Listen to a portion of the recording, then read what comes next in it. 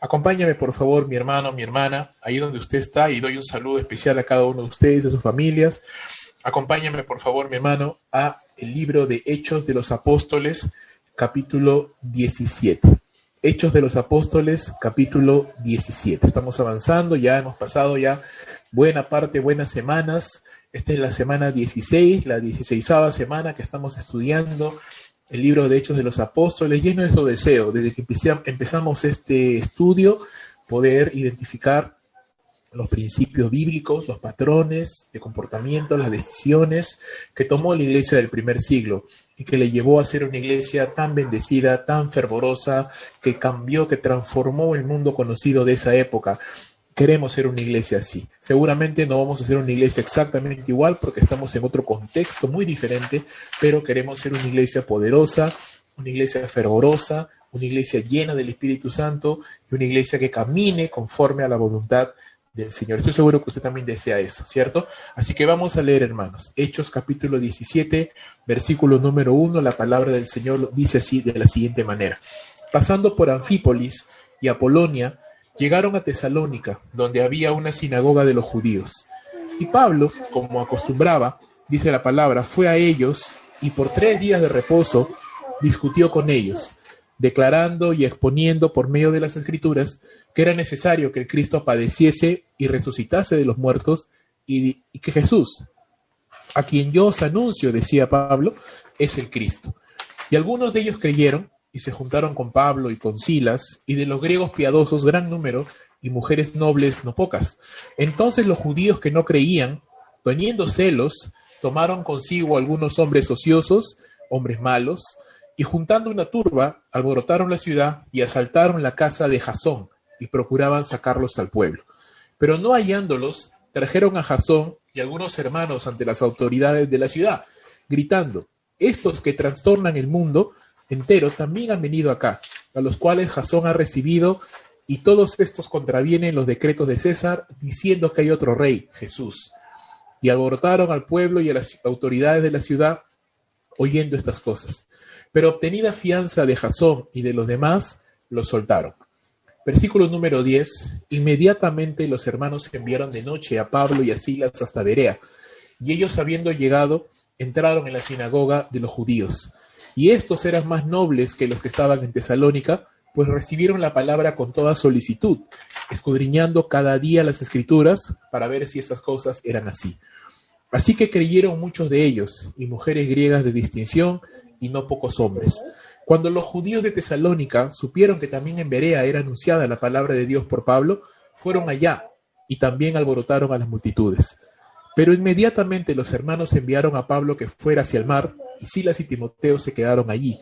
Y los que se habían encargado de conducir a Pablo le llevaron a Atenas. Y habiendo recibido orden para Silas y Timoteo de que viniesen a él lo más pronto que pudiesen, salieron. Versículo 16. Mientras Pablo los esperaba en Atenas, su espíritu se enardecía viendo a la ciudad entregada a la idolatría. Así que discutía en la sinagoga con los judíos y piadosos, y en la plaza cada día con los que concurrían. Y algunos filósofos de los epicúreos y de los estoicos disputaban con él, y unos decían, ¿qué querrá decir este palabrero? Y otros, parece que es predicador de nuevos dioses, porque les predicaba el evangelio de Jesús y de la resurrección. Y tomándole, le trajeron al Areópago, diciendo, ¿podremos saber qué es esta nueva enseñanza de que hablas? Pues traes a nuestros oídos cosas extrañas. Queremos pues saber qué quiere decir esto. Verso 21.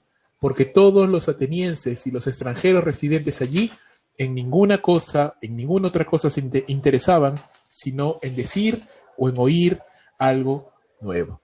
Damos gracias al Señor, hermanos, por la lectura de la palabra del Señor.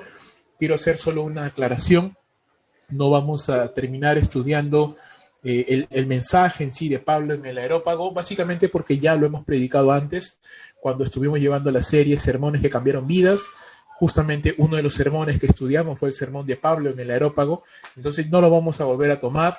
Básicamente quiero enfocar en la experiencia que tuvo Pablo tanto en la ciudad de Tesalónica, como en la ciudad de Berea, como en la ciudad de Atenas. Y en las tres tuvo 3 diferentes resultados.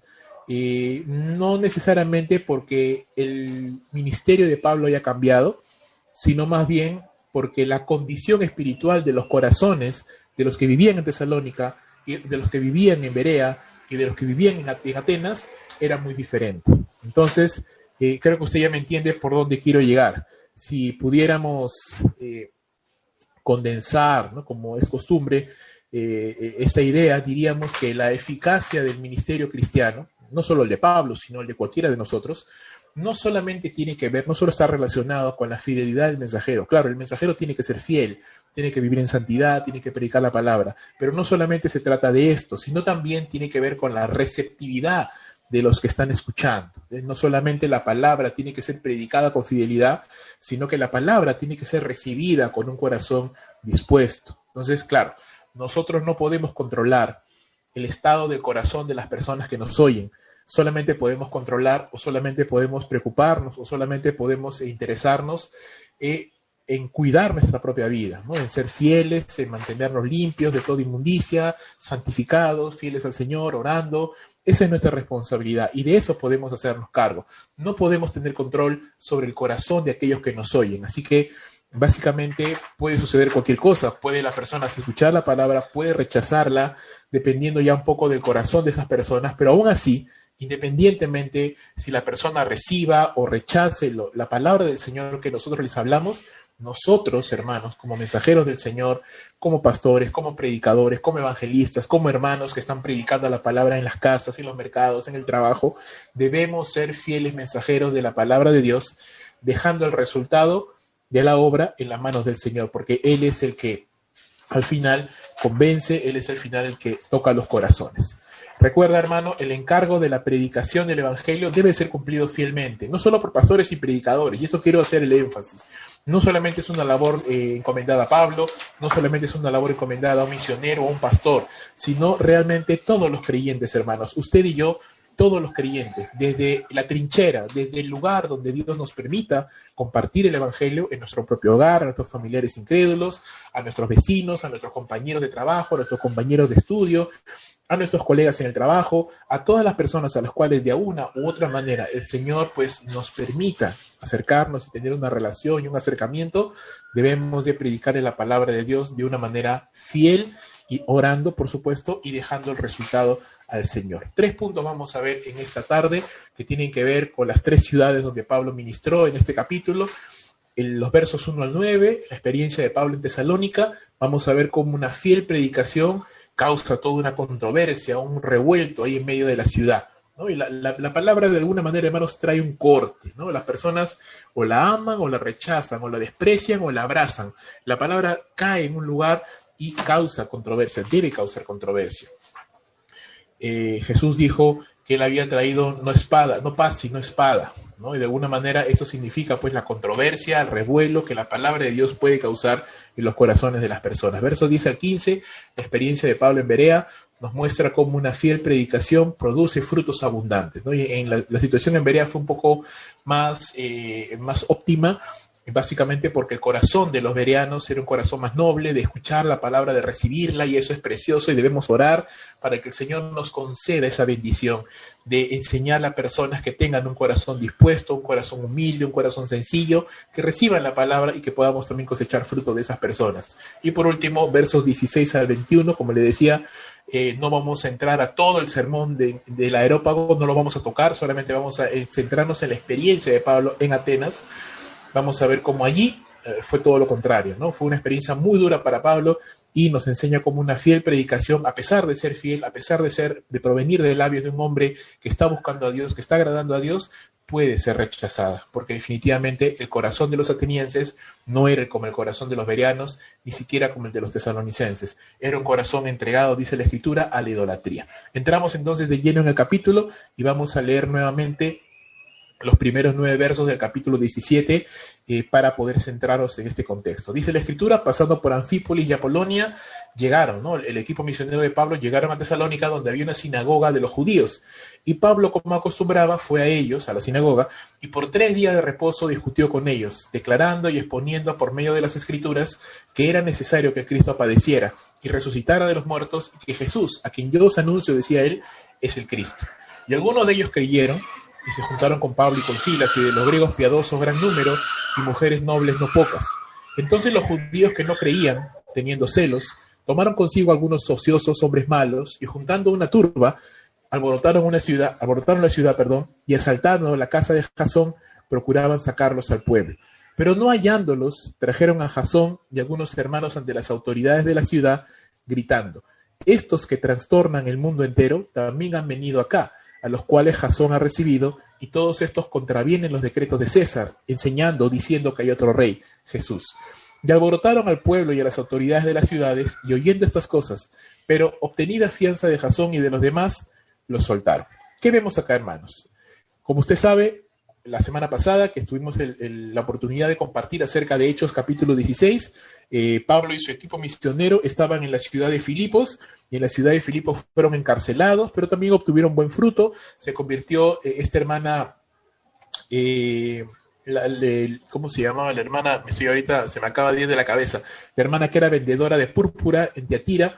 Dios tocó su corazón de ella, y también tocó el corazón de el carcelero de Filipos y de toda su familia, y muchos otros hermanos más, y al final llegaron a plantar, Pablo llegó a plantar con su equipo una iglesia en la región de Filipos, pero como había una persecución, ya los habían encarcelado y les habían rogado que se vayan de la ciudad, pues los misioneros salen, el equipo sale de la ciudad de Filipo y llega a la ciudad de Tesalónica. Tesalónica era una ciudad más grande que Filipos, era una ciudad un poco más organizada, más estructurada, y lo vemos porque aquí sí había una sinagoga de los judíos, a diferencia de Filipos, donde no había. Pablo volvió pues a su estrategia anterior de siempre ir a las sinagogas, al lugar común para predicar la palabra, y así lo hizo. Llegaron a la sinagoga en Tesalónica y empezó a predicar durante 3 días de reposo, o sea, durante 3 sábados.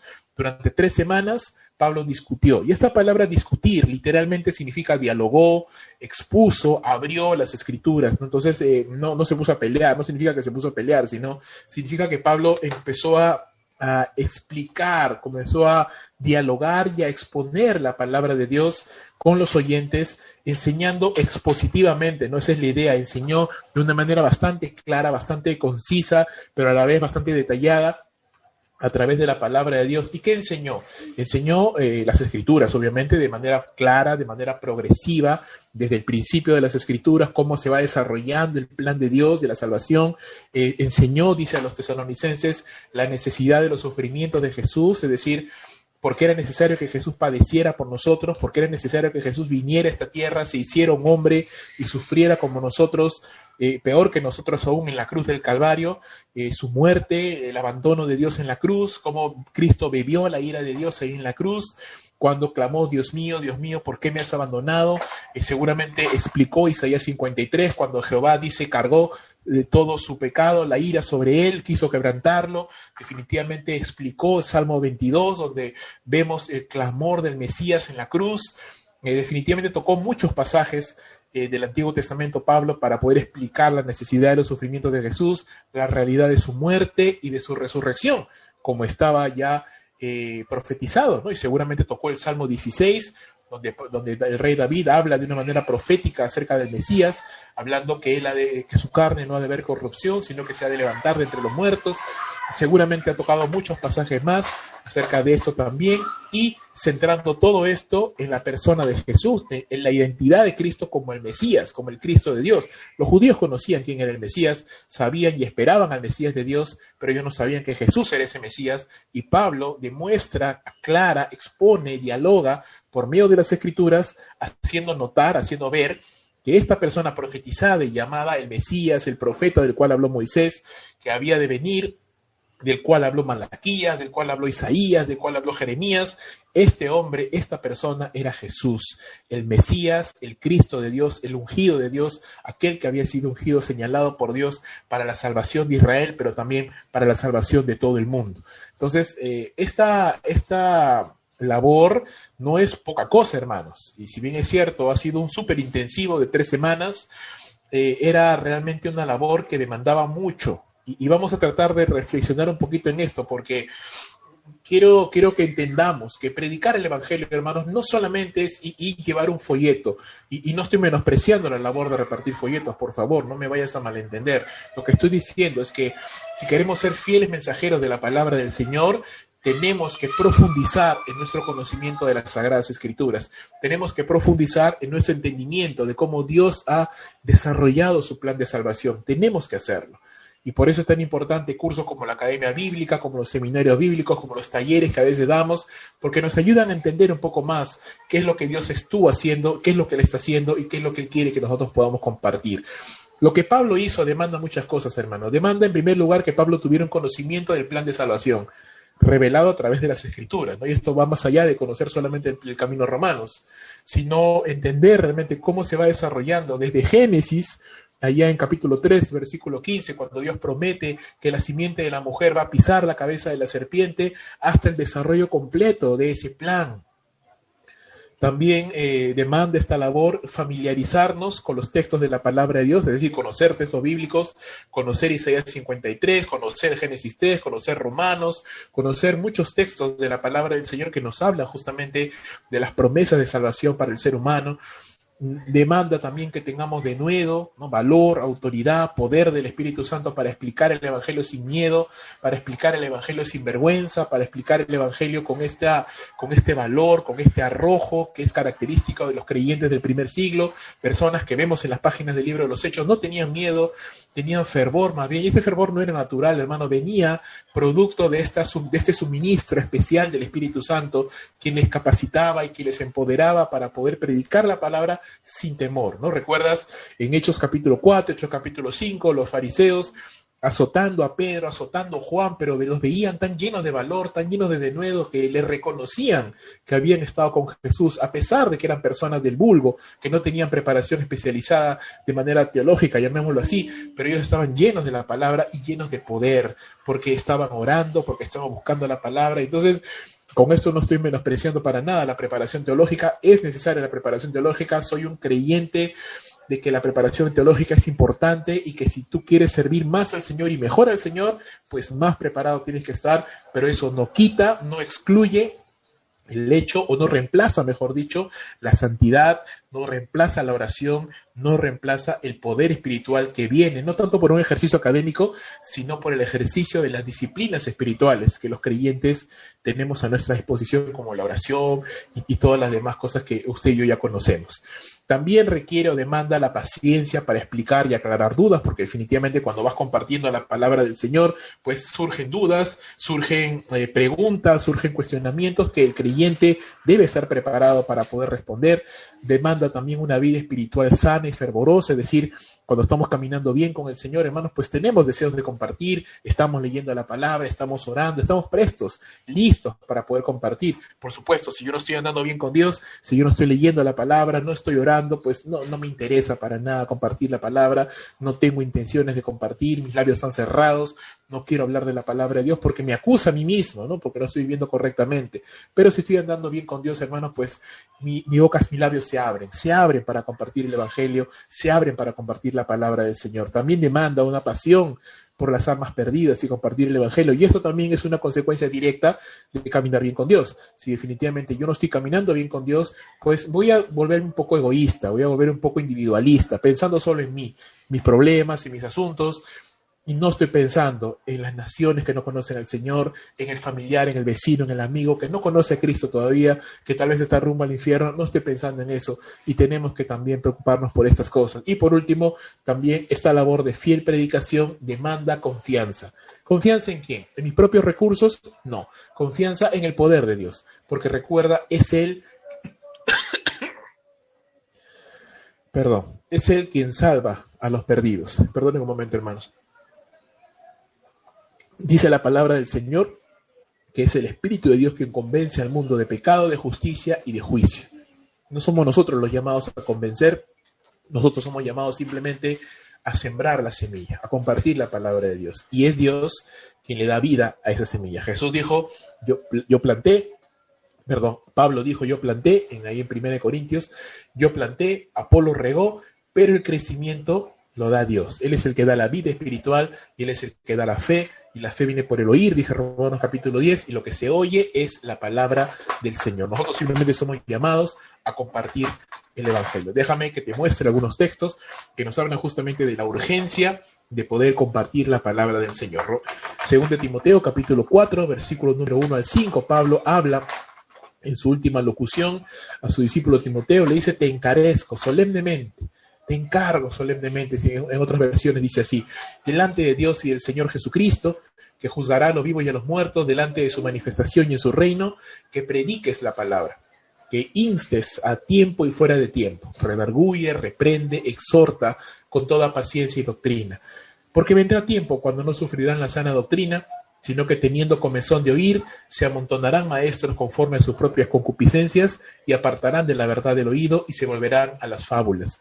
Pero tú, sé sobrio en todo, soporta las aflicciones, a sobra de evangelista, cumple tu ministerio. Uno de los grandes problemas que veo con preocupación, hermanos, en que los cristianos estamos cayendo, es pensar en una suerte de error doctrinal que se llama dominacionismo, de pensar que la iglesia es llamada a controlar los estamentos de gobierno, controlar las comunicaciones, tratar de copar los estamentos de poder para tratar de cambiar el mundo. Y hermanos, la iglesia no ha sido llamada a cambiar el mundo de esa manera. La iglesia no ha sido llamada a cambiar el mundo dominándolo, porque no se puede, hermano. La iglesia tiene otra naturaleza, tiene otra finalidad. La iglesia ha sido llamada a salar la tierra. La iglesia ha sido llamada a influenciar al mundo, pero no con actitudes políticas, con gestos de cambio social. La iglesia ha sido llamada a cambiar, a salar la tierra y a hacer testimonio al mundo por medio de la predicación y de la proclamación del evangelio. Es un encargo solemne dado en la presencia de Dios, que es necesario hacer hasta el tiempo en el Señor vendrá a juzgar a los vivos y a los muertos, y hay una oportunidad de gracia todavía. Es una necesidad urgente, la cual tenemos que hacer de múltiples maneras, predicando desde los púlpitos, redarguyendo al hermano, al amigo, al vecino, reprendiendo, exhortando, desde las redes sociales, desde los teléfonos, desde el WhatsApp, desde los púlpitos, desde el vecino, en el trabajo, en todos lados. ¿Por qué? Porque hay una necesidad espiritual, hermanos. El mundo está yendo en bancarrota moral, en bancarrota espiritual, no solo en bancarrota económica. Es más, la bancarrota económica, la bancarrota espiritual, moral, es producto de una bancarrota espiritual.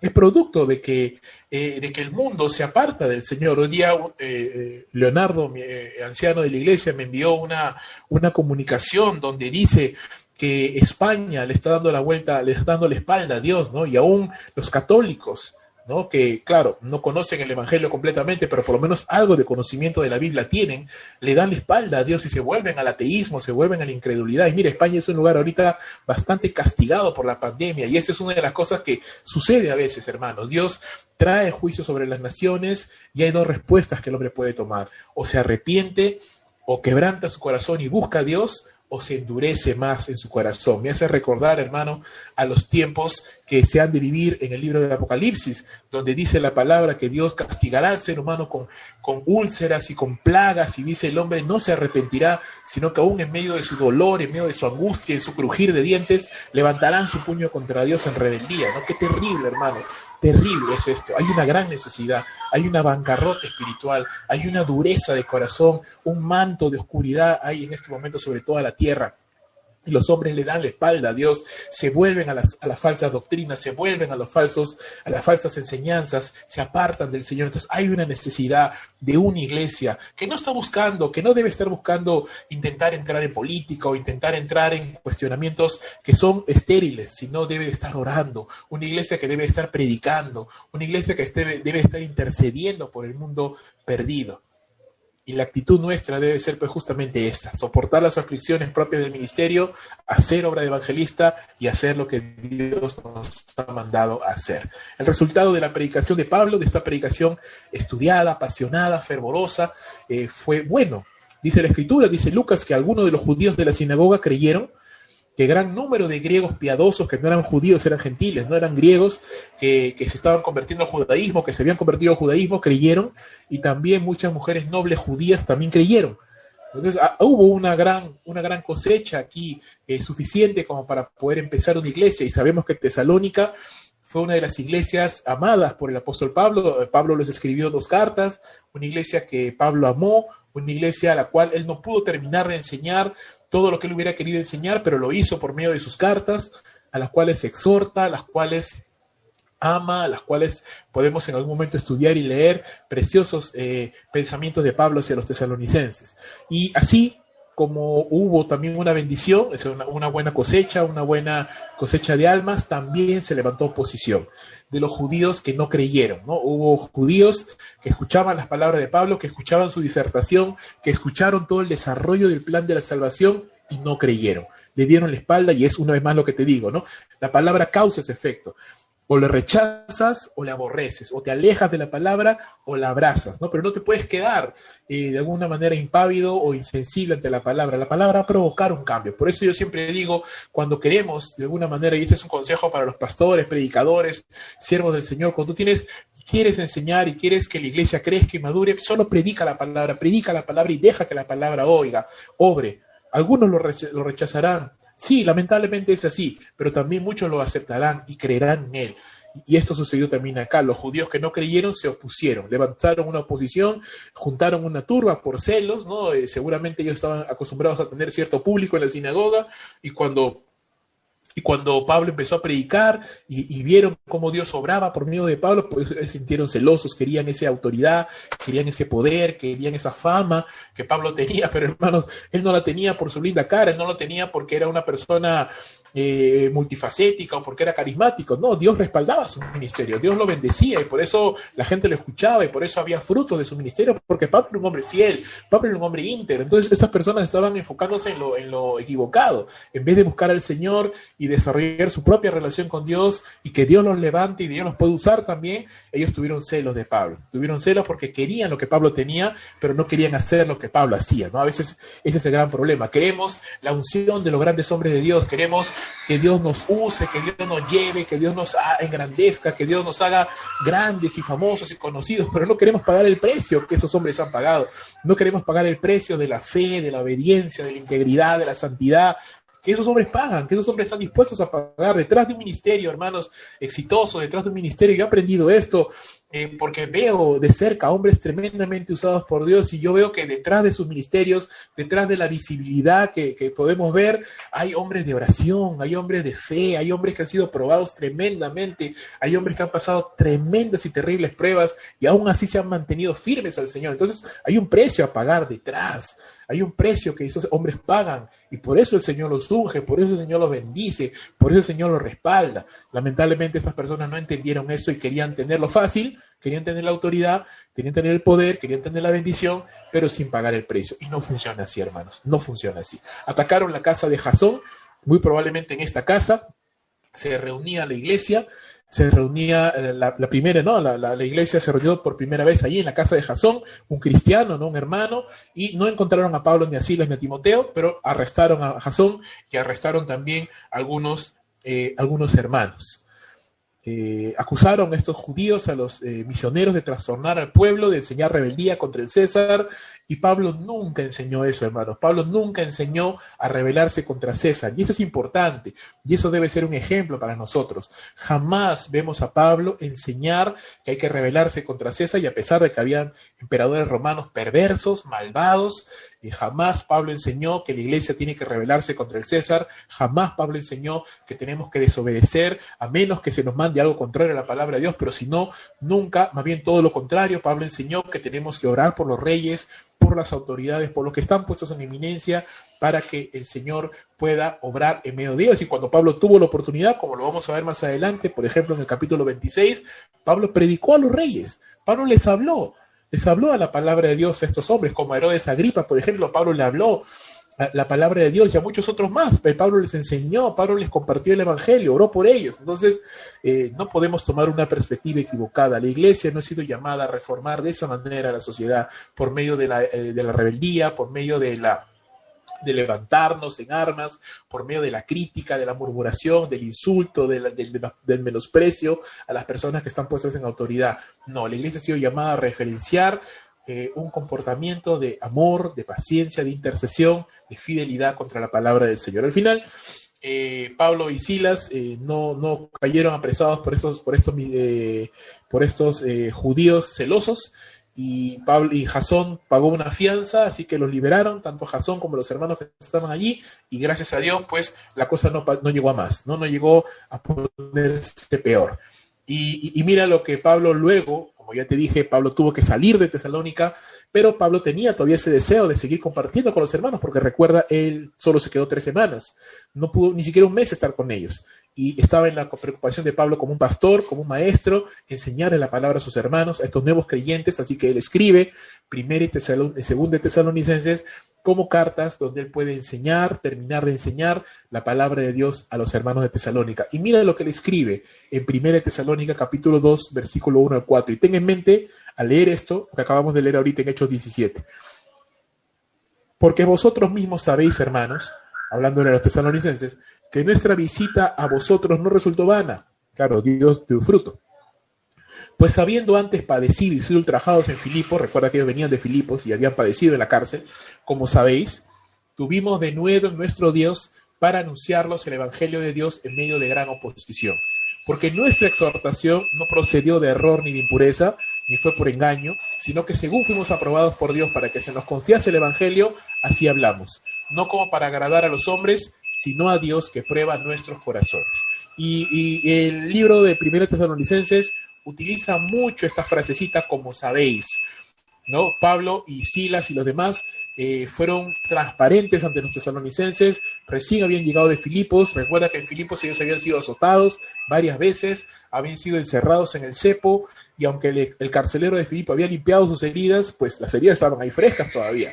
Así que los tesalonicenses podían ver las heridas de Pablo, podían ver las cicatrices, las marcas del sufrimiento de Pablo y de Silas por servir al Señor, y a pesar de que ellos habían padecido esto en Filipos, ellos con denuedo del Señor, con poder, con valor, con valentía, ellos siguieron predicando en Tesalónica, a pesar de que también allí se enfrentó o se levantó una nueva oposición. Y una vez más, Pablo no hace uso de su ciudadanía romana para salvarse de los problemas, tampoco se esconde, tampoco deja de predicar la palabra, él sigue siendo firme, claro, sale de Tesalónica, no por él, sino para no causar más problemas a la iglesia que recién había nacido. Lo que menos quería Pablo era ser tropiezo para la iglesia, y podemos ver entonces, hermanos, cómo este hombre con un gran corazón, con una gran pasión por la obra, por un gran amor por la obra, no estima su vida preciosa para sí mismo, como él ya lo había dicho en Hechos 20, o lo dirá, mejor dicho, en Hechos 20, sino que para él lo más importante es que la palabra del Señor se predique, se comparta y llegue a muchas otras personas el evangelio. Entonces, ¿qué vamos aprendiendo en este primer punto, hermanos? Una fiel predicación en labios de un fiel predicador va a tener algún fruto, hermanos, de todas maneras, va a tener algún impacto en personas necesitadas de la palabra de Dios. Seguramente no va a impactar a todas las personas, pero van a haber personas que sí tienen un corazón dispuesto. El famoso y conocido pastor John MacArthur dice que si tú eres fiel predicando la palabra del Señor, no te preocupes, porque el Señor va a traer ovejas sedientas, ovejas hambrientas para que tú las alimentes, ¿no? Y es verdad, y podemos ver eso también en el ministerio del apóstol Pablo. Una fiel predicación va a ocasionar de todas maneras un impacto en la comunidad que nos rodea y en las personas a las cuales tienen la oportunidad de escuchar nuestra predicación. Entonces, enfoquémonos en prepararnos, oremos al Señor, procuremos en vivir una vida santa.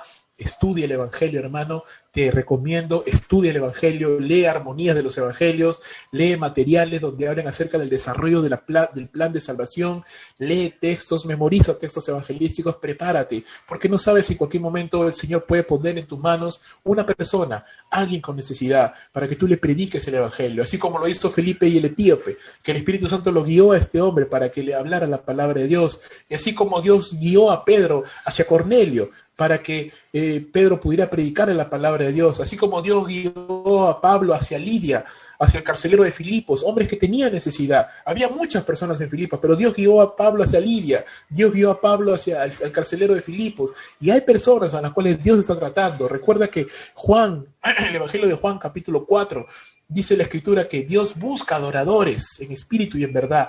Él es el que está buscando personas, Él es el que está salvando.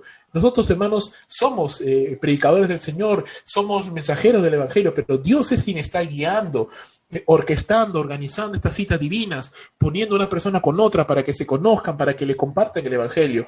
Y queremos ser entonces, hermanos, útiles en las manos del Señor, queremos estar enfocados en el plan de Dios y eso demanda preparación. Eso demanda preparación. Sigamos el relato y vamos a entrar ahora a la siguiente ciudad, la ciudad de Berea. En Tesalónica hemos visto ya un fruto, pero también hemos visto oposición. Pablo tuvo que salir de Tesalónica y ahora entra a la ciudad de Berea. Hechos 17, versículo 10, dice la palabra del Señor: inmediatamente los hermanos, ellos habiendo llegado, entraron en la sinagoga de los judíos. Y estos, los de Berea, eran más nobles que los que estaban en Tesalónica, pues recibieron la palabra con toda solicitud, escudriñando cada día las escrituras para ver si estas cosas eran así. Así que creyeron muchos de ellos y mujeres griegas de distinción y no pocos hombres. Cuando los judíos de Tesalónica supieron que también en Berea era anunciada la palabra de Dios por Pablo, fueron allá y también alborotaron a las multitudes. Pero inmediatamente, hermanos, los hermanos enviaron a Pablo a que fuese hacia el mar, y Silas y Timoteo se quedaron allí en Berea. Y los que se habían encargado de conducir a Pablo le llevaron a Atenas, y habiendo recibido orden para Silas y Timoteo de que viniesen a él lo más pronto que pudiesen, salieron. ¿Qué aprendemos acá o qué vemos? Dado la posición en que se levantó en Tesalónica, y como Pablo no quería ser tropiezo para Jasón y para la iglesia nueva, Pablo y su equipo, o por lo menos Pablo en primera instancia, salió de la ciudad de Tesalónica. Luego le siguieron Silas y Timoteo.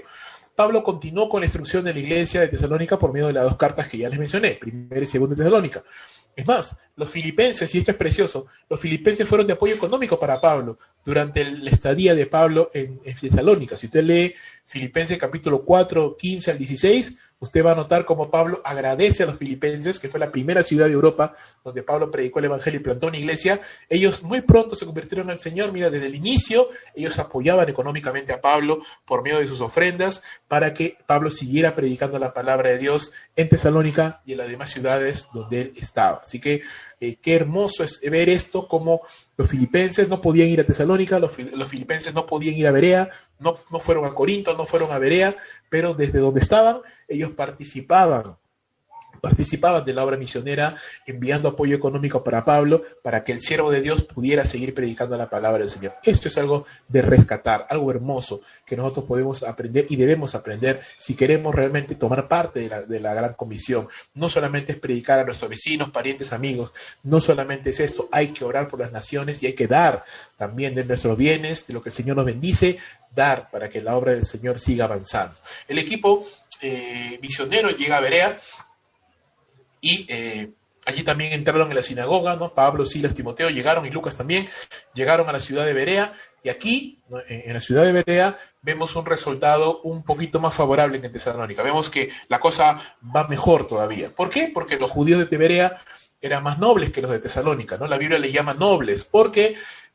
¿Por qué le llama de esta manera? Porque estos hombres eran estudiosos de la palabra, no eran tan prestos a escuchar un rumor simplemente y dejarse llevar por el rumor como lo hicieron en Tesalónica, sino que ellos eran estudiosos de la Escritura, y cuando escucharon a Pablo enseñar y predicar, pues comenzaron a escudriñar, comenzaron a validar en la Escritura si realmente era Pablo, si lo que Pablo decía era verdad o era mentira, ¿no? Y esta disposición de corazón de contrastar en la palabra, de estudiar las Escrituras, de realmente entender y querer entender lo que Dios está diciendo, pues fue fundamental. ¿Por qué? Dado que ellos tenían ese deseo en su corazón, fueron convencidos por el Espíritu Santo, su entendimiento fue iluminado y llegaron a la fe de Cristo Jesús. Recuerda, lo mencioné al inicio, Romanos capítulo 10 nos dice que la fe viene por el oír, y lo que se oye es la palabra del Señor, hermanos, y quien nos da el entendimiento, quien nos da la iluminación de la palabra del Señor es el Espíritu de Dios. Él abre nuestro entendimiento para que podamos comprender, pero tiene que haber una disposición de corazón que Dios da también para que podamos conocerle. Y dado que eso fue así, dado que estas personas tenían ese deseo en su corazón, pues creyeron, dicen muchos de ellos, mucho más que en Tesalónica. Mujeres griegas distinguidas, muchos hombres, tanto judíos como gentiles. Una buena cosecha. Si en Tesalónica hubo una buena cosecha, yo pienso que aquí en Berea una mejor todavía, una excelente cosecha de personas que creyeron en Cristo Jesús. Y esto es, hermanos, corazón. No significa que los de Berea eran más inteligentes que los de Tesalónica, simplemente significa que los de Berea tenían un corazón más dispuesto. Se habían expuesto a la palabra de Dios, pero con un corazón sano, con un corazón que quiere aprender. Hay una gran diferencia entre acercarnos a la palabra con un espíritu crítico, con un espíritu rebelde, simplemente leyéndolo pero sin entenderlo, o leyéndolo sin querer obedecerlo, solamente por conocimiento, solamente para debatir, solamente para contender. Y hay una gran diferencia entre acercarme a la palabra de Dios por el deseo de aprender, porque realmente quiero que Dios me hable, porque realmente quiero que Dios toque mi vida, que refresque mi corazón con ese bálsamo que es la palabra de Dios. Hay una gran diferencia, hermanos. A veces nos podemos acercar a la palabra con un corazón equivocado, con el deseo solamente de cumplir mi devocional, porque tengo que hacer, yo me tengo que ir rápido y tengo que leer porque quiero quedar bien con Dios, o porque es costumbre, siempre lo hago y ya está, o porque tengo que preparar un sermón y necesito saber qué voy a enseñar a mis hermanos, pero yo no estoy pensando en lo que Dios me quiere hablar a mí. No, entonces ese corazón, hermanos, no ayuda. Nosotros necesitamos y queremos y debemos tener un corazón disponible, porque un corazón disponible, dispuesto, humilde, receptivo a la palabra, se compara en la Biblia con buena tierra. Se le llama buena tierra. Y en esta buena tierra, hermanos, la palabra de Dios puede echar raíces y puede dar fruto. Si usted sale a la calle, a un terreno baldío, con arena muerta, o con cualquiera de estas cosas, un terreno pedregoso, usted quiere plantar algo, pues probablemente no va a aprender nada, porque esta tierra no está preparada, porque esta tierra no ha sido abonada, porque esta tierra está dura, está reseca. Pero si usted trabaja esa tierra, si usted le pone fertilizantes, si usted la riega, la humedece, la oxigena, si usted trabaja en esta tierra durante un buen tiempo y la prepara para la siembra, entonces lo que usted va a sembrar va a cosechar. Aquellos que tienen un conocimiento mayor de agricultura, yo no tengo demasiado de esto, pero aquellos que tengan un conocimiento de agricultura saben que entre siembra y siembra, en las chacras, en los campos, tiene que haber un momento de preparación, tiene que haber un momento, un tiempo en el cual esa tierra debe de descansar, debe de oxigenarse, debe de ser arada, debe de ser aireada, debe de ser abonada, fertilizada y preparada con diferentes nutrientes y químicos e insumos para que esa tierra vuelva otra vez a producir una vez que se le coloque la semilla. No se puede simplemente echar la semilla y esperar que esa semilla va a plantar, no necesariamente, porque la tierra probablemente no está preparada. De la misma manera, nuestros corazones, hermanos, deben ser preparados por la palabra del Señor. Por eso es tan importante que usted y yo, que predicamos la palabra, sea desde un púlpito, y hablo aquí a los predicadores, a nuestros hermanos Ernesto, Leo, Arlan, o también a los hermanos que están discipulando, porque usted también predica la palabra a las personas que está discipulando, o tal vez aquel que está enseñando a adolescentes, o aquel que está enseñando a niños, usted también está predicando la palabra de Dios, o tal vez usted está y sale en las calles, tiene ese don de evangelista para compartir el evangelio con alguien, usted también está predicando el evangelio. Hermanos, tenemos que orar por los corazones de aquellos a quienes ministramos. Orar al Señor. Todavía usted no conozca a quién le va a hablar, pero usted puede decirle: Señor, acércame a personas que tengan un corazón dispuesto. Señor, toca el corazón de aquellos a los cuales estoy ministrando, de los niños, de los adolescentes, de las mujeres, de los varones, de los matrimonios, de mis hermanos en la iglesia, o de aquellos a los cuales estoy compartiendo el evangelio. Toca esos corazones, Señor. Dispone esos corazones, trabaja en esos corazones por medio de tu Espíritu, para que sean buena tierra, para que sean receptivos a la palabra del Señor, y podamos tener entonces, hermanos, mejores frutos de nuestro trabajo. Lucas capítulo 8, versículo número 15, nos muestra justamente esta realidad, la realidad espiritual de los corazones. Dice Jesús: esta es la parábola del sembrador, ¿verdad? La explicación. La semilla es la palabra de Dios, hermanos. Y los que de junto al camino, o sea, aquellos en los cuales la semilla cae junto al camino, son los que oyen. Y luego viene el diablo y quita de su corazón la palabra para que no crean y se salven. Los de sobre la piedra, o sea, la semilla cayó sobre un terreno pedregoso, son los que, habiendo oído, reciben la palabra con gozo, pero estos no tienen raíces. Creen por algún tiempo nada más, pero en el tiempo de la prueba se apartan, porque esa semilla no ha podido profundizar ni echar raíces. El tercer terreno es aquella donde la semilla cayó entre espinos, y estos son los que oyen, pero yéndose son ahogados por los afanes y por las riquezas y los placeres de esta vida, y no llevan frutos, ¿no? Los espinos son justamente la preocupación por el dinero, el trabajo, los afanes diarios, la preocupación, que hacen que esta persona no medite en la palabra, no prepare su corazón, tenga su corazón atribulado, cargado de tantas cosas en la mente, en el corazón, que la palabra que ha sido sembrada no puede dar fruto, no puede crecer porque hay muchos espinos allí y no puede crecer. Y el cuarto terreno, hermanos, el cuarto tipo de tierra es el que cayó en buena tierra, una tierra preparada, una tierra limpia de piedras, limpia de espinos, donde la palabra dice puede sembrar y puede echar raíces. Y estos son los que de corazón bueno y recto retienen, abrazan, interiorizan la palabra oída y dan fruto con perseverancia, es decir, constantemente están dando frutos porque son personas que están disponiendo su corazón constantemente a escuchar la palabra de Dios. Entonces, ¿a qué conclusión llegamos?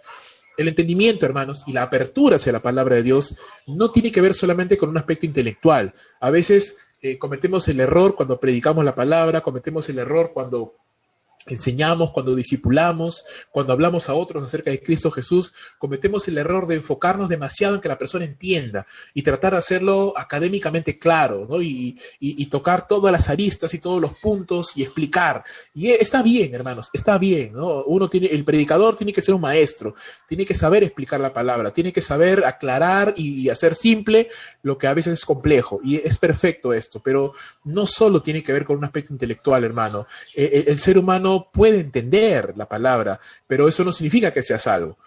Tiene mucho que ver no solamente el aspecto intelectual, es decir, dejarnos entender, sino también tiene que ver la disposición del corazón para con Dios y para su voluntad revelada en las Escrituras. Y esto tiene que ver ya un aspecto espiritual. De más es que yo haga mi sermón claro, que yo especifique y disgregue cada punto y lo haga clarísimo y toque textos y haga una cosa y otra cosa y lo llene de conocimiento. Si la persona no ha consagrado su corazón, si esa persona no ha dispuesto su corazón para escuchar, podrá entenderlo intelectualmente, pero no lo va a comprender, no lo va a creer realmente. Entonces, no solamente es prepararnos y tratar de hacer nuestros sermones claros y nuestros sermones concisos y nuestros sermones puntuales, sino también es orar. Orar por el corazón de esas personas a las cuales vamos a predicar, porque queremos que esas personas entiendan, queremos que esas personas comprendan. Espero dejarlo claro. Primera de Corintios, capítulo 2, versículos 12 al 16. Pablo, pienso, lo deja muchísimo más claro. Dice, nosotros no hemos recibido el espíritu del mundo, dice Pablo, sino el espíritu que proviene de Dios, para que sepamos lo que Dios nos ha concedido. Por lo cual también hablamos, dice, no con palabras enseñadas por sabiduría humana, sino con las que enseña el espíritu, acomodando lo espiritual a lo espiritual. Pero ojo, dice Pablo, el hombre natural no percibe las cosas que son del Espíritu de Dios porque para él lo son locura y no las puede entender. Vuelvo y repito, no porque no tenga la capacidad intelectual para entenderlas, sino porque dice, estas verdades se han de discernir espiritualmente. Ojo ahí, espiritualmente. Y cuando hablamos de términos espirituales, ya estamos hablando de oración, ya estamos hablando de ayuno, ya estamos hablando de pedir al Señor, de interceder para que Dios toque en esta dimensión donde tú y yo no podemos entrar. Yo puedo predicar el evangelio, pero yo no puedo entrar en la mente, en el corazón de las personas que me oyen. Yo no puedo abrir sus corazones y ver que están creyendo o no. Yo no puedo entrar en su mente y poner las ideas. No, yo voy a hablar nada más. Yo solo voy a compartir y claro, voy a tratar de ser lo más claro.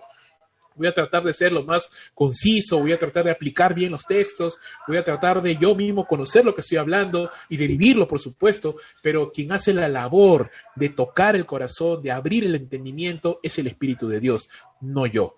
Entonces hay una labor en conjunto. Cuando se predica el evangelio, hermanos, hay una sociedad trabajando. El hombre, la mujer creyente está predicando la palabra, está abriendo su boca para predicar el evangelio y a la vez el Espíritu de Dios que no vemos está obrando en los corazones de las personas. Pero si yo no estoy orando, si yo no estoy viviendo en integridad, si yo no estoy buscando al Señor, entonces yo voy a hacer mi parte, pero el Espíritu de Dios no lo va a hacer porque contristamos al Espíritu de Dios cuando vivimos de una mala manera. Cuando no hacemos las cosas correctamente, entristecemos al Espíritu de Dios. Y si el Espíritu de Dios no está de acuerdo con nosotros, hermano, no nos respalda, entonces de más es que hagamos lo que hagamos. Por eso digo, es tan importante que podamos buscar al Señor, mantenernos en esta dinámica y pedirle al Señor siempre, Dios mío, obra.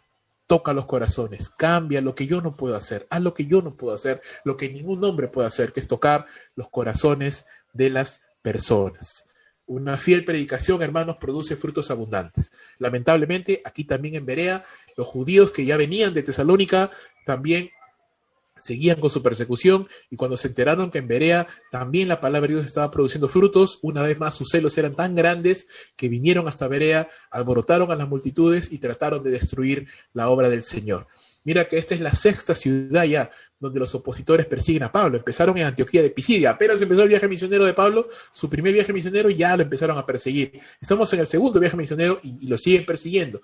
Persiguieron a Pablo en Antioquía de Pisidia, en Iconio, en Listra, en Filipos, en Tesalónica y ahora en Berea. Llevan 6 ciudades donde Pablo no puede estar tranquilo, no puede quedarse más tiempo, no porque él no quiera, no porque él no tenga el deseo, sino porque lo persiguen.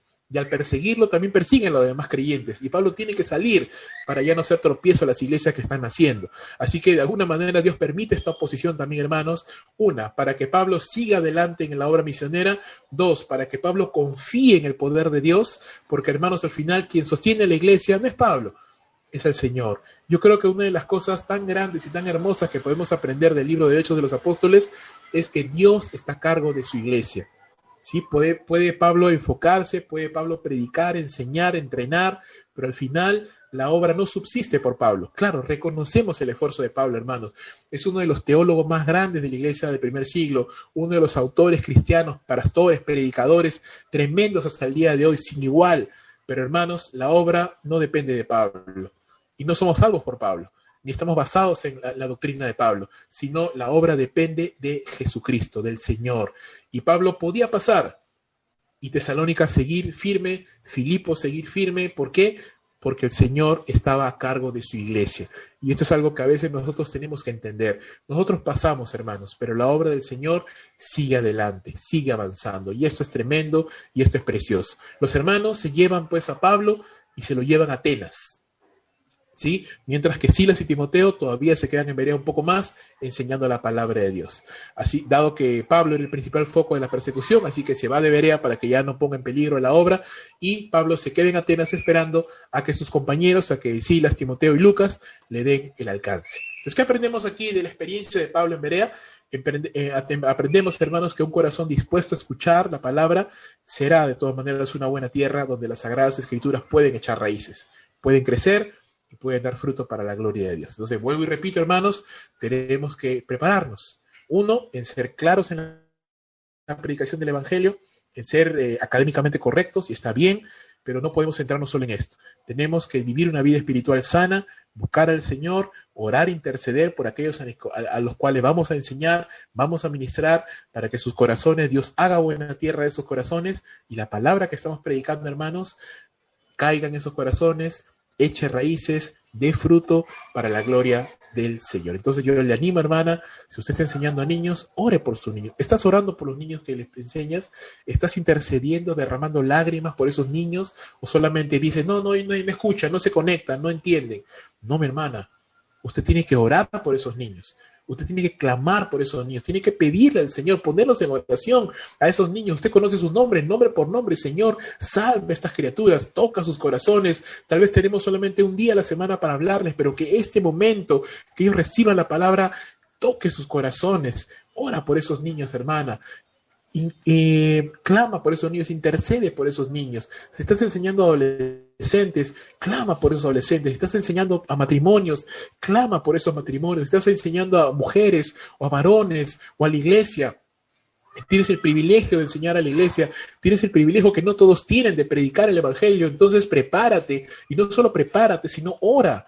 Pasa tiempo en oración por aquellos a los cuales les vas a predicar, por lo que vas a predicar, por tu propia vida, diciéndole, Señor, toca mi corazón, que yo no sea un testigo falso de lo que estoy hablando, decir que yo no digo una cosa que yo no vivo, sino que yo voy a hablar con conocimiento de causa, orando y hablando y intercediendo por mis hermanos que van a escuchar, por los invitados que esta vez muchas veces se conectan, que no pertenecen a la iglesia, que son personas visitantes o algunos hermanos de otra iglesia, o alguien que tenga una necesidad puntual, que el Señor lo traiga a la iglesia para escuchar, y esa palabra sea una palabra que toque su corazón, que anime su vida, que cambie su corazón. Hermanos, orar, prepararnos y orar, ser fieles en la predicación, pero también ser fieles en la búsqueda del Señor. Y por último, hermanos, la tercera experiencia de Pablo en Atenas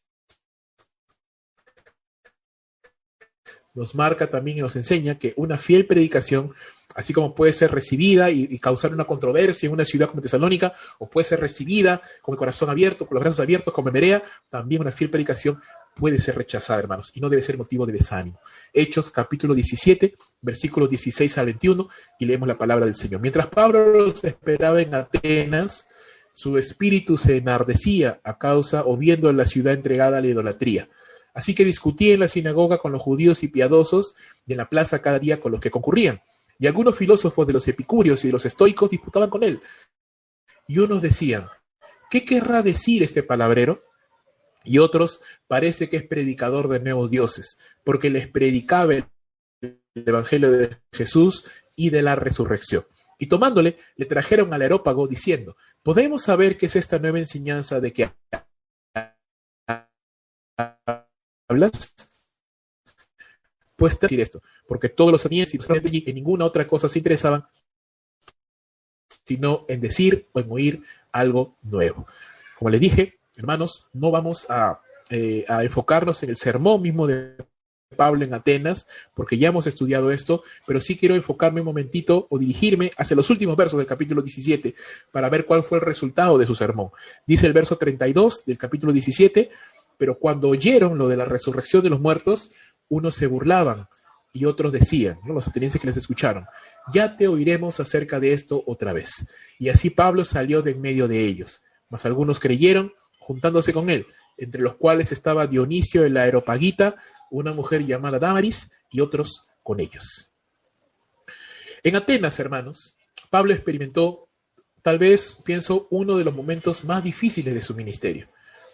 Normalmente el ministerio de Pablo era un ministerio respaldado por Dios y Dios le daba mucho fruto en los lugares donde él iba, lo utilizaba, lo respaldaba grandemente, pero también hubo momentos de Pablo en su ministerio en que no fue así. Atenas es uno de los ejemplos donde Pablo no consiguió muy poco fruto, hermanos, más bien muchas burlas, y hubo una lucha espiritual muy grande del siervo de Dios contra una ciudad que dice literalmente Lucas estaba entregada a la idolatría. Y esta palabra entregada a la idolatría en el original, en el griego, significa o quiere decir literalmente una ciudad dominada por los ídolos, conquistada por los ídolos. Era una ciudad, toda la ciudad estaba llena de ídolos, hermano, y eso es tremendo, tremendo. Me hace recordar muchas veces cuando pasamos por zonas del distrito o de la ciudad, donde hay muchos hostales y discotecas y respira un aire de inmoralidad, se respira un aire duro, hermano, y es una batalla espiritual. Claro, no la podemos ver, pero eso es una batalla espiritual. Hay cosas en el lugar y en las personas que están allí, y es una batalla espiritual tremenda. Imagínate toda una ciudad dominada por los ídolos, ¿no? He escuchado testimonios de misioneras que han viajado a la India, por ejemplo, ¿no? Y han sufrido muchísimo, porque eso es una nación completa, dominada por los ídolos, donde viven millones de dioses, donde tienen templos para ratas, tienen templos para monos, para vacas, donde adoran al palo, a la leña, y realmente hay infinidad de dioses falsos. Y es una batalla espiritual muy dura para los creyentes que están allí. Hay un ambiente espiritual pesado, denso, y me hace pensar en esto cuando recuerdo a Pablo predicando en Atenas, un lugar espiritualmente difícil, espiritualmente denso. En el ministerio, hermanos, esto nos enseña que a veces vamos a enfrentar, debemos mantenernos fieles al Señor y no desanimarnos, ¿no? Lo bueno de Pablo es que él no se desanimó, sino todo lo contrario. Dice que su espíritu, su alma estaba enardecida, quiere decir, estaba indignada profundamente, dice la Nueva Traducción Viviente. Estaba indignado profundamente, molesto, no con las personas, con el pecado. Estaba incómodo, y eso es algo importante, el no conformarnos a la realidad. A veces decimos, sí, pues el mundo está mal, ¿no? Qué pena, el mundo está terrible, ¿no? Y solo lo comentamos a modo tal vez de curiosidad, pero no nos sentimos molestos realmente. Nos molesta, nos aflige, nos duele, hermanos, ver al mundo apartándose del Señor. Esa es la gran diferencia, porque si no nos molesta, si no nos duele, si no nos llama a la acción, entonces probablemente no vamos a orar. Nosotros oramos cuando sentimos una motivación para hacerlo, ¿verdad? Tenemos un problema, una angustia, una crisis, oramos. Tenemos una necesidad, oramos. Sabemos de alguien que esté en una necesidad, pues oramos. Porque sentimos una carga, sentimos una necesidad. La pregunta es, ¿sentimos una carga por el mundo perdido? ¿Sentimos una carga por ver el Perú en manos de personas que no creen en el Señor, sentimos una carga por enterarnos que España le da la espalda a Dios, sentimos una carga por las naciones que están siendo en este momento enfriándose espiritualmente y volviéndose a la idolatría, al materialismo, a la inmoralidad, pero no a Dios. Nos duele, hermanos, saber que hay ciudades enteras, como la ciudad de Las Vegas, que le llaman la ciudad del pecado, donde las 24 horas hay pecado en esa ciudad, o lugares donde le llaman la capital del sexo, la capital de la pornografía.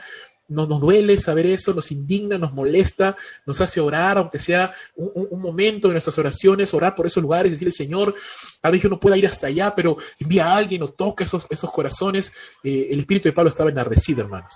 Estaba indignado, estaba penado, estaba movido a la acción. Y así que, aunque Pablo había decidido esperar a Pablo y Silas antes de empezar el ministerio, no se aguantó. Él no esperó hasta que Pablo y Silas llegaran, sino que él empezó inmediatamente a predicar la palabra porque había una necesidad. Y esto es una de las marcas de un líder. Esa es una de las marcas de un hombre, de una mujer que sirven a Dios. Tiene iniciativa propia. ¿Sí? No está esperando que alguien le diga qué hacer, sino que tú tienes ese deseo, tú ves la necesidad, lo haces. Hermanos, nadie tiene, yo siempre digo, no tienes por qué pedir permiso a alguien para predicar, tú debes predicar. A veces alguien me ha preguntado, pastor, ¿me puedo predicar? Hermano, predica, hermano, habla la palabra, comparte el evangelio, hazlo, no tienes que pedirle permiso a nadie. Cristo ya te dio el permiso en la gran comisión, Él te dijo, id ya a todas las naciones y predica, haz discípulos. Ya tienes que hacerlo, hermano, ya tenemos que hacerlo, ya está la necesidad ahí, está la carga, hagámoslo. No está la carga, entonces, Señor, dame una carga. Tal vez estoy entretenido, distraído con las cosas de ese mundo, preocupado solamente por mis problemas y no me pongo a pensar que hay personas que tienen mayor necesidad. Mayor necesidad. La semana pasada hablábamos con la esposa del misionero Luis Gamarra, Claudia Peñalosa, y la hermana nos contaba cómo hay una necesidad tan grande ahorita en Honduras, y de verdad yo me sentía tan impotente, hermanos, tan impotente de no poder ayudar más, porque usted sabe, con los desbordes de los ríos, las lluvias y los huracanes que han habido, muchos hermanos cristianos se han quedado sin hogares, cientos de hermanos se han quedado sin hogares,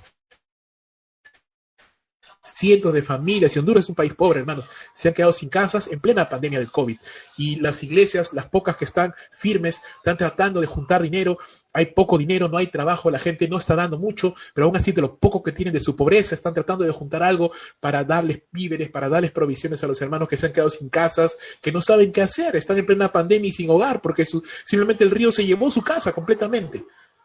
Y es terrible, hermanos, es terrible. Y eso nos tiene que mover a orar, nos tiene que mover. Tal vez usted no pueda ir a Honduras, tal vez usted en este momento no tenga algo con el cual puede compartir con una iglesia así, con un país así, pero usted puede orar, puede doblar sus rodillas y aunque sea dedicarnos 5 minutos, hermano. 5 minutos de su tiempo, yo creo que a usted no le va a hacer daño. Y orar, interceder, no tanto por nosotros, hermanos, sino por naciones como Honduras, por ejemplo, como España, como Italia, como Alemania, como Estados Unidos mismo, como Perú también, naciones, hermanos, que están pasando grandes problemas, grandes tribulaciones, y pidiéndole a Dios que Él tenga misericordia, que Él derrame de su gracia, derrame de su bendición. Atenas era una ciudad así, que tenía gran necesidad, que tenía una gran y profunda miseria, a pesar de que en antaño Atenas había sido una capital, la capital intelectual, política del pasado imperio griego, y para el tiempo de Pablo ya no era tanto así, ya el imperio romano era el que estaba gobernando y Atenas ya había perdido mucho de su importancia, aún mantenía la vieja gloria de haber sido la cuna de hombres como Aristóteles, como Platón, ¿no? Y era la capital intelectual todavía de Roma, ¿no? Se dice que Roma conquistó militarmente a Grecia, pero Grecia conquistó intelectualmente a Roma. Y Atenas todavía era una ciudad muy importante, muy culta, llamémoslo así, pero una ciudad miserable. Porque todo el conocimiento y todo el entendimiento de esos hombres era necedad ante los ojos de Dios. Era una ciudad pobre, hablando espiritualmente, una ciudad miserable, que tenía mucha necesidad, y Pablo sabía eso, y Pablo tenía la palabra, así que Pablo redobló sus esfuerzos, cambió su estrategia, ya no solo predicaba en la sinagoga, sino que los sábados predicaba en la sinagoga donde estaban los judíos, y los días de semana predicaba en las plazas, en los mercados, en los lugares abiertos, a los griegos y a los romanos, hablándoles la palabra. Él se esforzó, hermanos, se esforzó.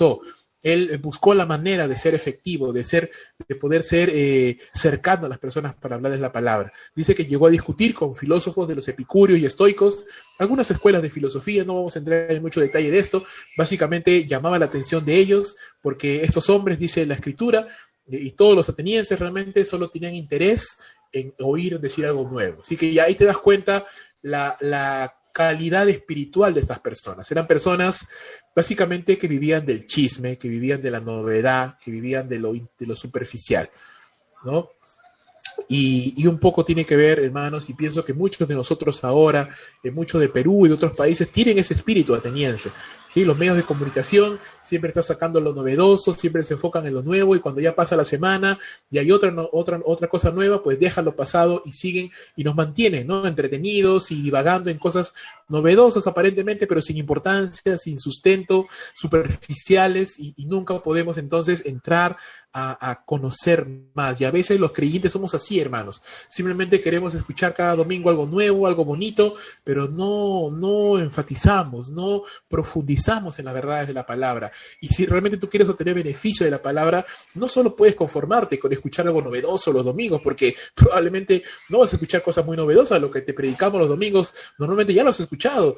Y si eres un creyente que tiene años, ya lo has escuchado y varias veces todavía. Pero eso no significa que no lo necesitas. Necesitamos constantemente profundizar y aprender, y muchas veces la predicación de un mismo texto, de otra manera, en otros labios, de otras personas, nos va a enseñar algo nuevo, porque la palabra de Dios es viva y eficaz. Pero si tenemos un corazón ateniense, un corazón que solamente se centra en lo superficial, nunca vamos a poder crecer, nunca vamos a poder profundizar. Entonces usted necesita profundizar. Por eso siempre hablamos, medite en la palabra. Lo que usted ha recibido, lo que usted ha aprendido, medítelo, confróntelo, sea como lo debería, escudriñe la palabra, busque textos, pregúntenos a los que estamos predicando. Pastor, ¿por qué ha dicho esto? ¿O qué texto más me puede dar?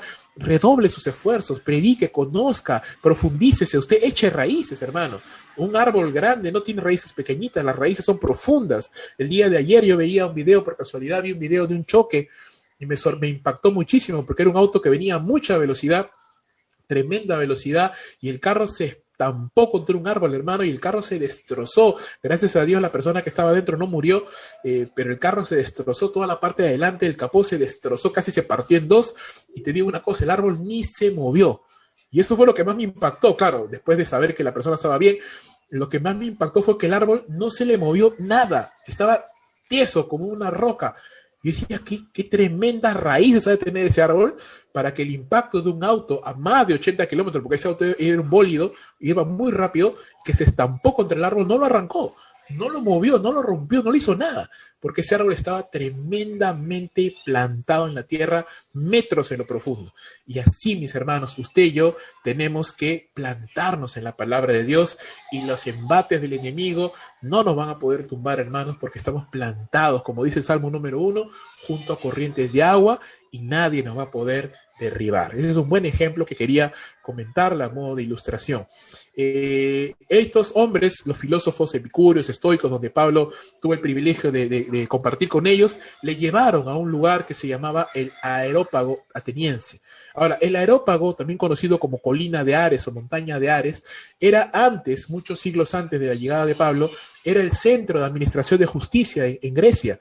Pero para el momento en que Pablo llegó al Areópago ya no, ya básicamente era un podio de discusiones, ya había perdido mucho de su poder. Recuerda que ya para época de Pablo ya el imperio griego no dominaba, sino el imperio romano, así que el Areópago ya básicamente era un teatro, básicamente era un podio de discusiones entre filósofos, obviamente los mejores filósofos de Grecia, de esta zona de Atenas, iban ahí a compartir, a exponer, así que ahí lo llevaron a Pablo para que pudiera predicar, y ahí predicó Pablo su sermón, que le conocemos como el sermón llamado al Dios no conocido, ¿no? Él estuvo paseándose por la ciudad y seguro que le estaba orando, intercediendo, y ahí conoció pues todas las estatuas y los ídolos que los atenienses tenían, a todos los dioses. Ahí estaba seguro todo el panteón olímpico, ¿no? Zeus y Atenea y todos los demás dioses, Apolos, Ares y todos los dioses olímpicos, Poseidón. Y también tenían ahí un ídolo que no tenía nombre, decía el Dios no conocido, ¿no? Porque los atenienses no querían quedarse sin agradar a ningún dios. Y justamente Pablo usa esa estatua al Dios no conocido para predicar, ¿no? Y ahí le introduce su sermón, y como vuelvo a repetirte, no vamos a entrar a ese sermón porque ya lo hemos estudiado. Si quieres saber qué dice, pues en el canal de YouTube de la iglesia puedes buscar sermones que cambiaron vidas, y ahí vas a encontrar en esa serie de enseñanzas el sermón de Pablo a los atenienses, y ahí está explicado.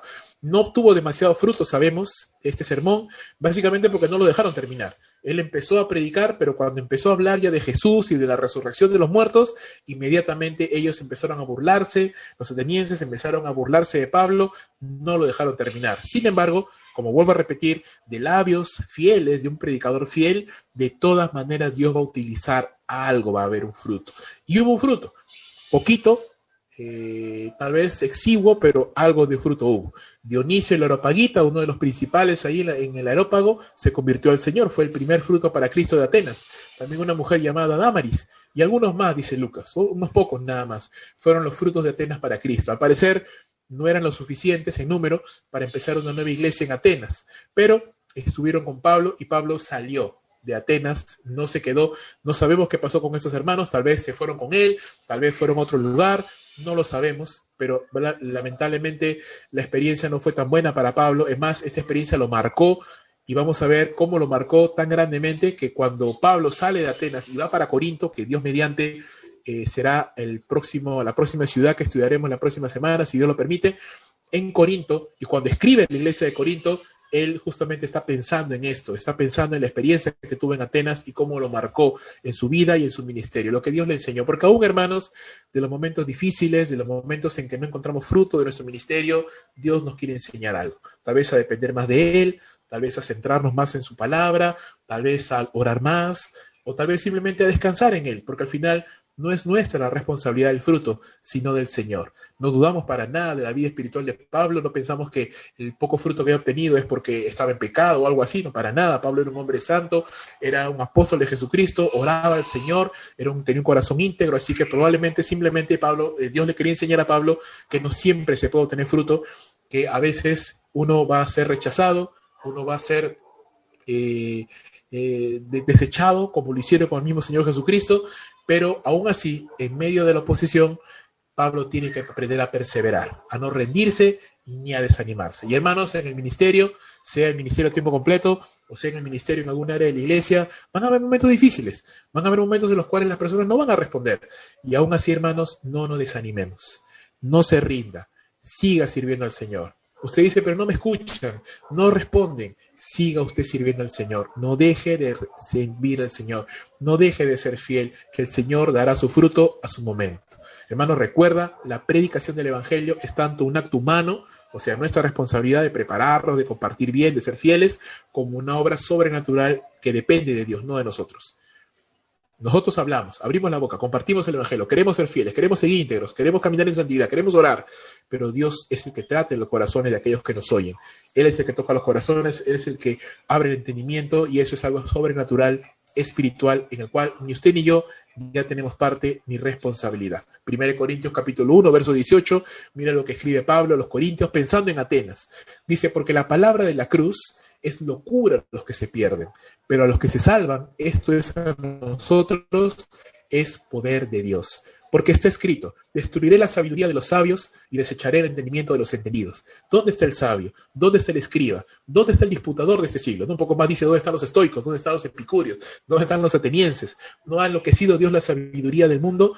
Pues ya que en la sabiduría de Dios el mundo no conocía a Dios mediante la sabiduría, agradó a Dios salvar a los creyentes por la locura de la predicación. Porque los judíos piden señales, los griegos buscan sabiduría, pero nosotros los creyentes predicamos a Cristo crucificado. Para los judíos ciertamente tropiezo, tropezadero, para los gentiles locura, mas para los llamados, así judíos como griegos, Cristo es poder de Dios y Cristo es sabiduría de Dios. Hermanos, para el ser humano incrédulo, el mensaje de la cruz, el mensaje del evangelio es una locura, es una tontería, es un escándalo, no sirve. Pero para aquellos que Dios ha llamado, para aquellos a los cuales entre judíos y gentiles Dios toca sus corazones, el mensaje de la cruz, el mensaje de Cristo es poder de Dios para salvación. Así que, hermano, usted predique la palabra, usted sea fiel, porque Dios habrá y separará y tomará personas de aquellos a los cuales usted predique. Para algunos será locura lo que usted le diga. Déjelo en las manos de Dios. Usted no se preocupe, no se desanime. Usted siga predicando, porque para otros, ese Cristo que usted le predica es poder de Dios y lo van a creer y se van a arrepentir y te van a agradecer. Hermano, gracias, hermana, gracias por hablarme de este Jesús. Hermanos, la palabra de Dios, el Evangelio, parte el mundo a la mitad. Los que creen y los que no creen. Aquellos para los cuales Cristo es despreciable y es locura, y aquellos para los cuales Cristo es el poder de Dios, es la sabiduría de Dios. ¿De quién depende esto? De Dios, no de nosotros. Lo único que nosotros hacemos es hacer lo que Dios nos ha mandado a hacer. La locura de la predicación. ¿Por qué es locura? Claro, porque al final no hacemos nada, solamente abrimos nuestra boca y hablamos del Señor. Nada más. Muchas personas pueden decir, pero ¿cómo alguien puede ser salvo con palabras? Es que no son tus palabras, son las palabras de Dios, del labio de una persona que está buscando a Dios, que está amando al Señor. Esto es usado por Dios para la salvación de las personas. Por eso Pablo le llama la locura de la predicación. Y es importante, no puede haber salvación de las personas si no hay predicación del Evangelio. Por eso la iglesia siempre tiene que predicar el Evangelio. La iglesia puede dejar de hacer cualquier cosa, pero nunca puede dejar de predicar el Evangelio. Usted puede dejar de hacer cualquier cosa. Usted puede dejar incluso de congregar, como está pasando ahorita, ¿no? Pero seguimos en la iglesia porque predicamos el Evangelio, porque oramos. Usted puede dejar de congregar por el momento porque no es posible, pero usted no puede dejar de predicar el Evangelio, porque a esto Dios le llamó. A esto Dios le llamó para que usted predique el Evangelio a diestra y a siniestra, como dice la palabra en 2 Timoteo 4, reprenda, redarguye, exhorta con toda paciencia y doctrina. Predique la palabra, haga labor de evangelista, salga, hable a las demás personas de Jesús, no se canse de hablar de Jesús. 1 Corintios capítulo 2, versículo 1, Pablo sigue hablando a los corintios, pensando en Atenas. Así que hermanos, dice, cuando fui a vosotros para anunciarles el testimonio de Dios, no fui con excelencia de palabras o de sabiduría, porque me propuse, dice Pablo, yo propuse en mi corazón no saber entre vosotros cosa alguna, sino a Jesucristo y a este crucificado. Y estuve entre vosotros con debilidad y mucho temor y temblor, y mi palabra ni mi predicación fue con palabras persuasivas de humana sabiduría, sino con demostración del Espíritu y de poder, para que vuestra fe no esté fundada en la sabiduría de los hombres, sino en el poder de Dios. Lo único que quería Pablo era que la gente creyera por el poder de Dios y confiaba en el poder de Dios para la salvación de los hombres, no en las ideas humanas. La predicación, hermanos, puede ser rechazada por el hombre incrédulo, pero la responsabilidad del creyente es predicar la palabra con fidelidad, confiando en Dios y dejando en las manos de Dios los resultados. ¿Qué quiere Dios, hermanos, que sepamos y hagamos? Hermanos, tengamos un corazón apasionado por el Evangelio y por predicar el Evangelio a los perdidos. Seamos fieles en aprender la palabra de Dios para poder explicarla con fidelidad.